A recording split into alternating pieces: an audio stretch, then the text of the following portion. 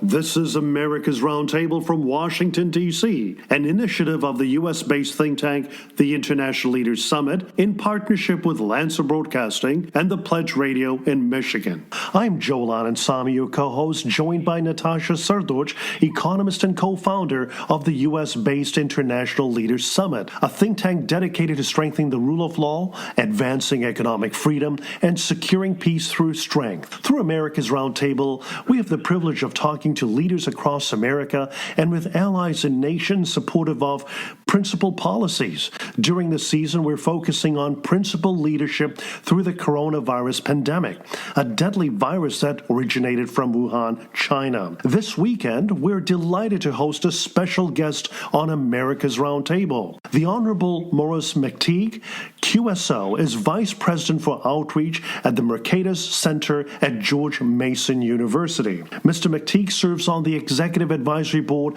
of the International Leaders Summit. McTigue has testified on Capitol Hill and published articles in many major media outlets, including the New York Times, The Atlantic, Bloomberg Businessweek, U.S. News and World Report, and the Chicago Tribune. In Washington, D.C., McTigue advised the White House Office of Management and Budget and most federal agencies on issues of accountability and transparency and has consulted with legislators and governors in more than 30 states. A former cabinet minister and member of parliament in his native New Zealand, McTigue was one of the architects of the New Zealand miracle, which dramatically reformed the country's government and economy by implementing market-driven pro-growth policies. He later became New Zealand's ambassador to Canada and received the prestigious Queen's Service Order in recognition of his public service from Queen Elizabeth II. A special welcome to you, Mr. McTigue. Welcome, Mr. McTigue. Thank you very much, Natasha and Joel. Very happy to be joining you. Wonderful. Thank you so much indeed, Mr. McTigue. We have been observing Sweden's strategy of keeping its economy open during the COVID-19 pandemic, encouraging social distancing and providing guidelines to businesses. And in Germany, we have noticed manufacturing facilities were still running at full speed with clear safety guidelines presented by Chancellor Angela Merkel, a scientist herself. In light of what we're seeing here in the United States, what are your thoughts regarding America's slow-paced, phased reopening of the economy in light of the fact that most areas across the nation were not impacted to the extent of, say, New York City or other densely populated areas? I think that your ability to be able to deal with a crisis is predetermined by the amount of planning and preparation that went on before the crisis occurred. And what happened in the United States was that there was a level of panic, and there was also very significant shortages of things that leaders had been warned about on many occasions after other pandemics, that they needed more protective clothing, they needed more respirators, they needed to have plans for how they dealt with a sick population, and those things had just not been done. So that meant that lockdown was the option. Lockdown is not a cure for COVID-19. All it does is slow down the contamination rate. So then when people start to go back to work and start to socialize again, there is some risk.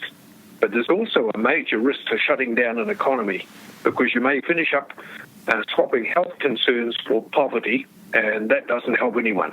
In just 2 months since the new coronavirus led to widespread business closures in mid-March, more than 36 million Americans have filed unemployment claims. After reaching a weekly peak of 7 million at the end of March, the numbers are slowly subsiding.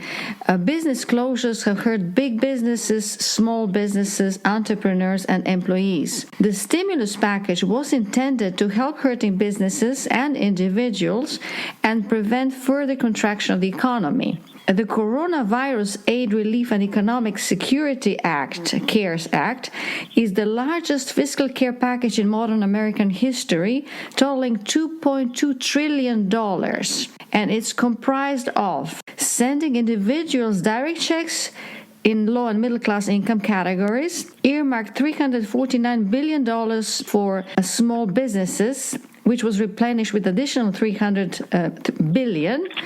Some 25% of the CARE stimulus, some $500 billion, are aimed for big businesses, including airline industries and those considered essential to national security. And the remaining funds, estimated at some $425 billion, will be administered through a Federal Reserve emergency lending system, similar to the one during the financial crisis of the previous administration. Now, Federal Reserve slashed interest rates to zero. Mr. McTigue, do you think that the stimulus package and the steps taken by the central bank and the government have achieved what was hoped for to stall the coronavirus-induced economic downturn and job losses caused by the lockdowns? Well, let me start by just saying it's almost exactly 3 months ago, in early February, that all of the three major stock indexes hit record highs, that unemployment was at historic lows, especially for African American and Hispanic Americans, and that there were 30% more job vacancies than there were unemployed. So it wasn't the economy that was sick.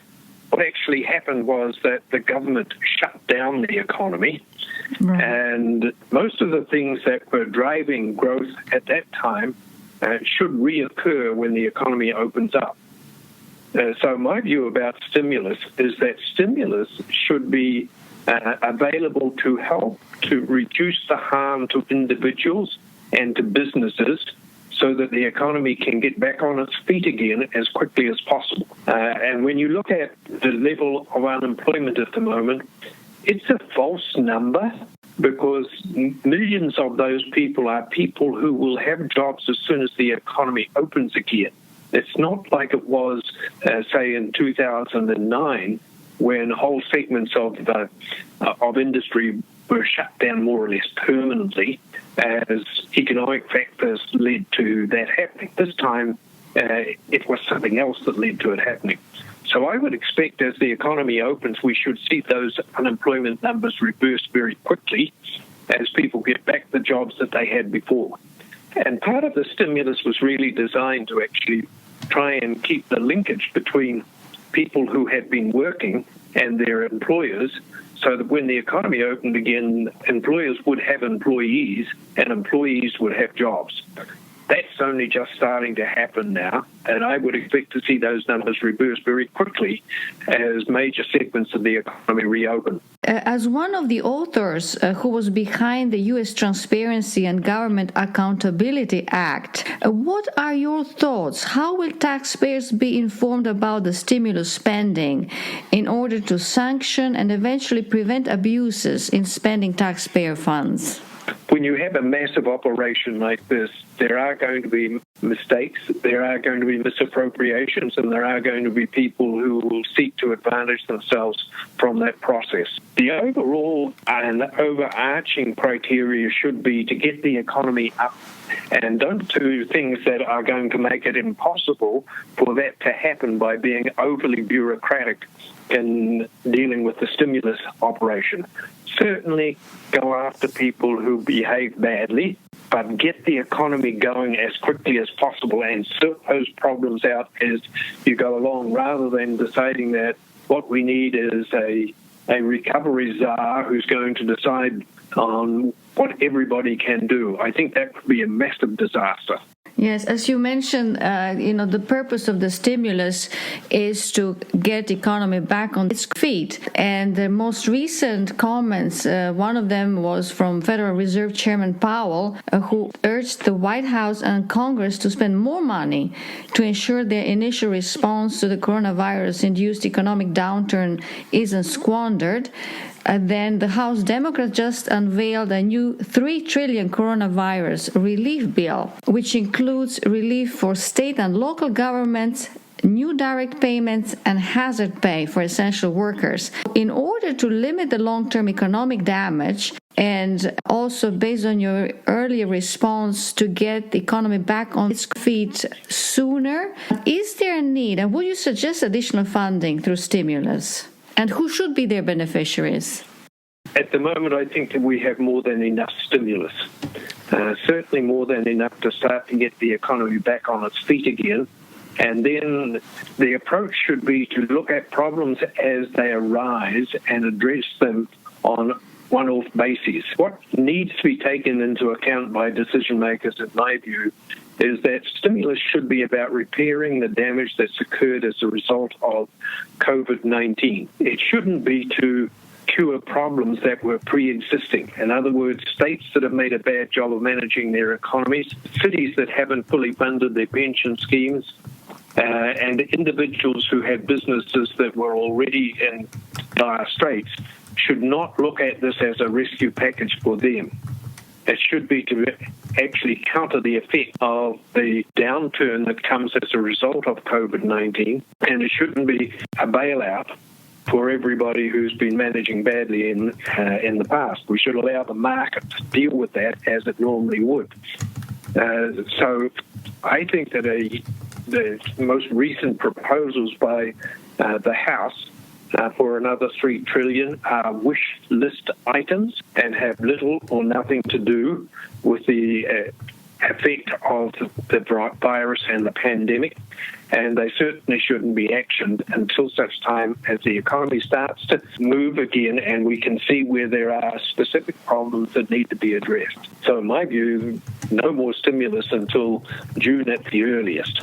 I think that there's an enormous amount that can be learned from the management of this particular crisis. During my lifetime, I've never ever seen anything that in any way resembles the crisis that we're going through at the moment. It's entirely caused by governments making the decisions that they should shut down the economy to protect people from contamination. I can accept that might have been a reasonable decision given that there weren't any other things available at that time. However, no businesses or individuals really prior prepare for the fact that 100% of their revenues or their income is going to be turned off sort of instantaneously. And being able to help cope with that, I think, was essential. And the stimulus in a number of ways should actually address those issues. For a period of time, a number of employers continued to pay their employees even though there was no revenue coming in. But you can't do that for very long, particularly if you have an employee-intense business. So I think that those approaches were reasonable. Now we're getting into the things that I think are long-existing problems in the economy and should not be addressed by way of stimulus that's sort of shrouded around COVID-19 as the rationale for it. Bad management is bad management, and there should be a price for it, and the price in the marketplace is that if you manage your business badly, then you go bankrupt. And I think that that's the market's cleansing mechanism, should be allowed to happen. However, I also think that given that you have this emergency stop, there's a whole lot of things that will need to readjust. So supply chains will be damaged. It will take time for them to get up to speed. And we may see some changes in pricing as people place higher priorities on some goods and services and lower priorities on others.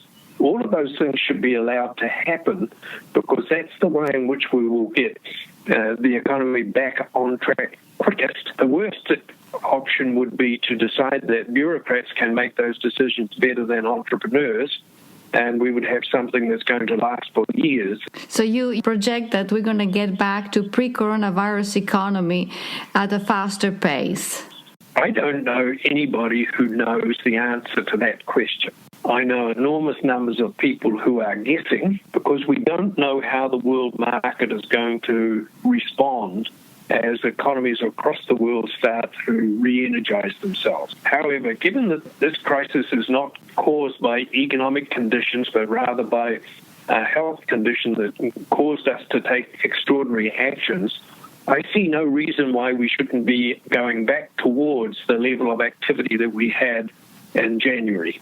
But we're not going to get there in 2 or 3 weeks. So over the next year, I believe that we will regain most of the momentum that we had at the beginning of 2020, and we will certainly see ourselves on course to be regaining all of that momentum, if not by the end of 2020, then early in 2021. And I think markets and people will respond positively to that. It's an interesting phenomenon that we see at the moment, but lots of people are now getting entirely frustrated because they aren't able to work, and they have a desire to get back to work. The vast majority of people also have a natural desire to provide for themselves rather than to be dependent upon somebody else for that provision. All of those are big positives that I think are going to see us move into a period of quite rapid growth as the economies of the different states start to open again. Mr. McTigue, the supply chain has been under the spotlight as America and a number of Western European countries, larger economies, were dependent on certain countries such as China, and how, just because of what we've seen with restrictions of certain products and items coming out of China, that has been brought to the forefront. There is this notion of discussing regional supply chains and less dependency on China.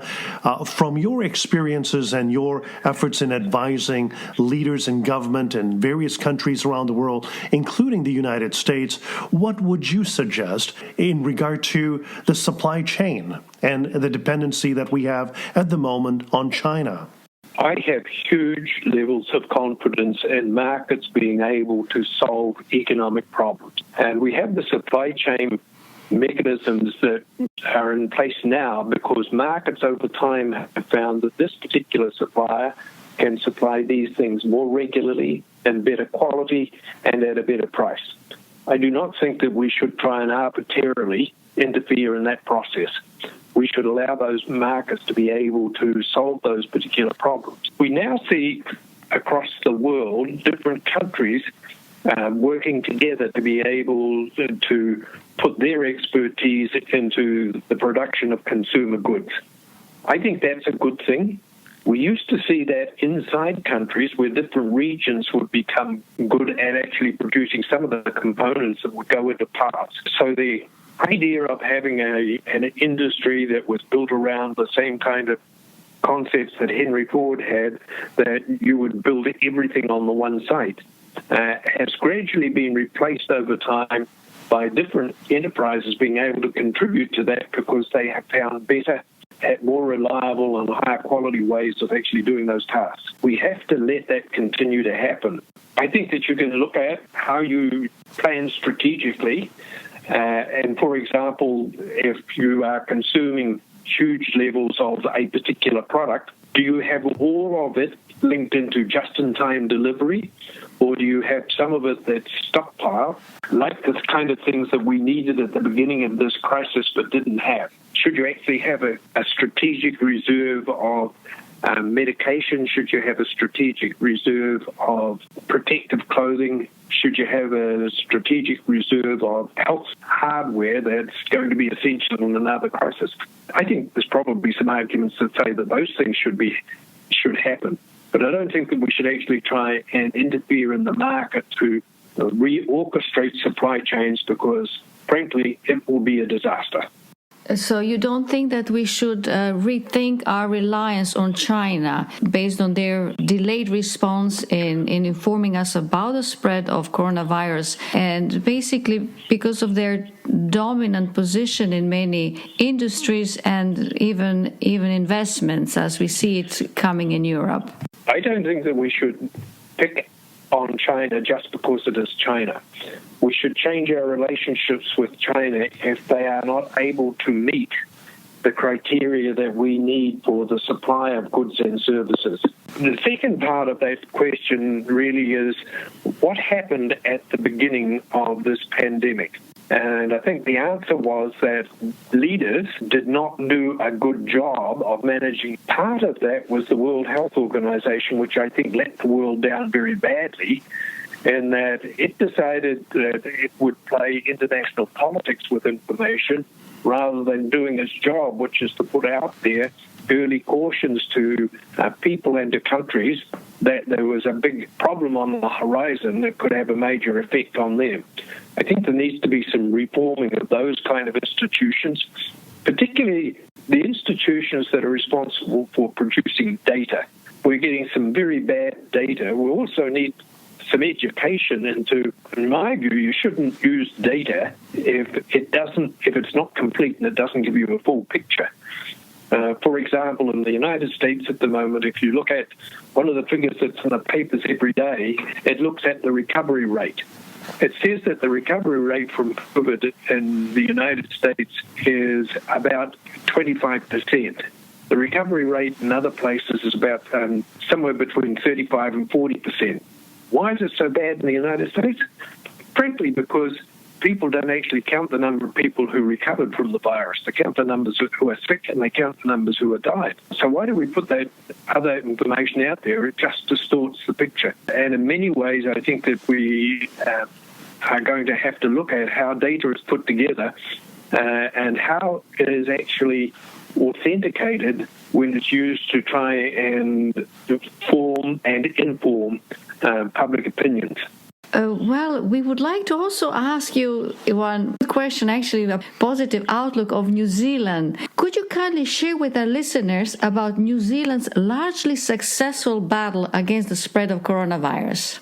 Yes, I'm happy to do that. The government of New Zealand acted very aggressively by world standards at the beginning of the coronavirus, and it probably took actions that were among the toughest in the world. Are they the very best? Not sure about that, because I think that you could argue that the approach taken by Sweden is equally successful. Anyway, what the New Zealand government did was that it immediately stopped the inflow of people from overseas. All inward travellers went into compulsory 14-day quarantine, regardless of whether they had COVID symptoms or not. That included returning citizens and visitors. All inward travel was terminated shortly after that, with only inward travel under extraordinary circumstances. That didn't include something like you had a relative that died. That was too bad. You would just have to wait until such time as you met the criteria for quarantine. Families were confined to what was described as their bubble. You had to designate one person from within the bubble who would do the shopping. You weren't allowed to leave your property except for exercise reasons. You could go walking within your neighbourhood, but everything else was totally shut down. You couldn't move outside of your own geographic region. New Zealand's now into the third week of opening up the economy. They have it staged in 4 different stages. The highest level of restraint was level 4. They're now down to level 2 starting today. Over the whole of the pandemic, there were 1,147 cases of COVID-19 in New Zealand and 21 deaths, which was very low by world standards. Right. And is probably due to having taken these actions very quickly and making them much more arbitrary than they have been in other places. I think we're going to spend a lot of time with a lot of researchers looking at how you handle pandemics and what we can do better next time. Because having to take the option of shutting down an entire economy is not acceptable. There have to be better solutions than that. This weekend on America's Roundtable, we've been joined by the Honorable Maurice McTigue, QSO. He's the Vice President for Outreach at the Mercatus Center at George Mason University. And Mr. McTigue serves on the Executive Advisory Board of the International Leaders Summit. A former cabinet member and member of Parliament in his native New Zealand, McTigue was one of the architects of the New Zealand Miracle, which dramatically reformed the country's government and economy by implementing market-driven pro-growth policies. Thank you so much for joining us on America's Roundtable. We really appreciated your insights and your ideas on what America and the rest of the world needs to do in moving forward. Thank you, Mr. McTigue. Thank you very much, Joel. Thank you very much, Natasha. It's always a pleasure to talk with you. I am Joel Anand Samy, your co-host, joined by Natasha, Srdoc, economist and co-founder of the International Leaders Summit. Thank you for joining us on America's Roundtable. Visit our website, iLeadersSummit.org. Follow us on Twitter, iLeadersSummit and America's RT. On Facebook, International Leaders Summit and America's Roundtable. Thank you for joining us on America's Roundtable.